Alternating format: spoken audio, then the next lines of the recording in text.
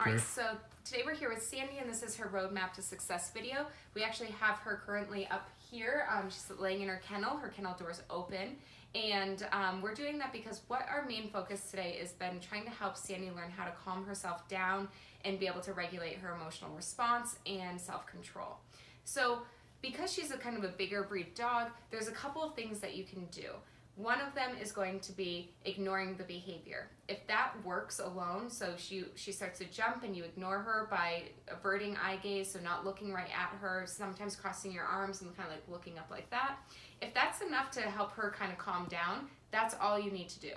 However, if she keeps increasing and escalating her behavior and her own emotional response to you, then you might either want to go into a leash timeout, meaning you grab a leash. I have a leash right here. For a young puppy like her, it's great to use a chain leash like this because we're not putting this on her to hurt her or anything like that. It's just to prevent her from chewing on the leash. So then you can stand on it and let her learn how to calm herself down. I can't emphasize enough, you don't want to talk to her or tell her what to do or pet her. Definitely don't pet her at this time period.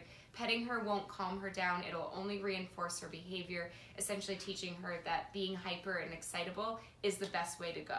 So we don't want to pet her. You just want to stand on the leash and ignore her completely. Wait for her to calm down and lay down all on her own. Once she's laid down, give her about a minute or two and then step off of the leash. Then I would say give her another couple of minutes before taking the leash off completely. And at any point, if she were to start to escalate her behavior back up when you stand off the leash, just go back on, stand on the leash again and go right back to the leash timeout. If, however, this is not possible because she turns the leash timeout into a game of chase me around the house and try to catch me, the best way to gain control in that situation is to just walk away and go into another room or go into an area she can't have access to you in. So just kind of giving yourself the permission to leave, and you want to do this about as soon as possible. If she starts to put her teeth on you and she's starting to go into nipping behavior, just stand up and walk away, sooner the better. That'll help teach her that that behavior is not accepted at any point and she shouldn't even start to begin that at all. So those are different ways you can handle her starting to escalate that kind of energy and keep her nice and calm. The other things I want you to focus on are how long you're going to delay before you actually go to see her. So say right now there's a baby gate up at the top of the stairs. You don't want to let her either down the stairs or for you to go up the stairs and through the gate to see her until she's calm enough that she could walk over to you. Her tail should be about level with her spine or lower. If her tail's up higher than that, she's bringing too much energy to the table. So that's a good indicator of what to look for when you're looking at her to see if she's too excited or if she's okay for you to walk in.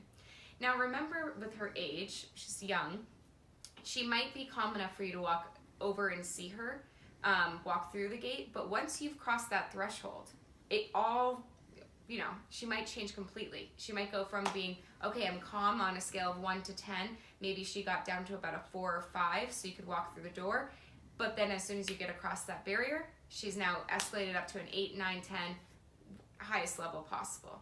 If she does that, you can do one of two things. You can either walk back down the stairs and close the gate and leave to teach her that's not acceptable. You have to stay calm once I'm in your area, or just ignore her and either stand still or walk away and just resume doing whatever you're going to be doing anyways, and just kind of ignore her until she brings her energy level down again. So the main things that you want to really be focusing on is allowing her to kind of cope with that amount of like high energy and learn how to calm herself down. And then when she does do that, go ahead and reward her, pet her, give her attention. Again, we don't want to remove affection or anything like that. We just want her to learn how to calm herself down so she gets faster and faster at being nice and calm. So those are the ways that we're going to go about that. I want to encourage you to keep her off of the furniture for the next 30 days. Then it's furniture with permission only. I want to refer you to the video above this one in the write-up to look to see how you're going to start having her come inside and also going outside and once she's potty broken or house trained. So right now, if she's at the door and doing demand barking or she's not going to sit to go outside, it doesn't matter. The first priority is getting the house breaking down, and then go ahead and start working on having her sit to go outside and sit to come inside with a release word. So those are things that you can work on. Again, you can already integrate the sitting before walking through the door to come inside, because at that point she should be able to handle not having excitable urination or anything like that.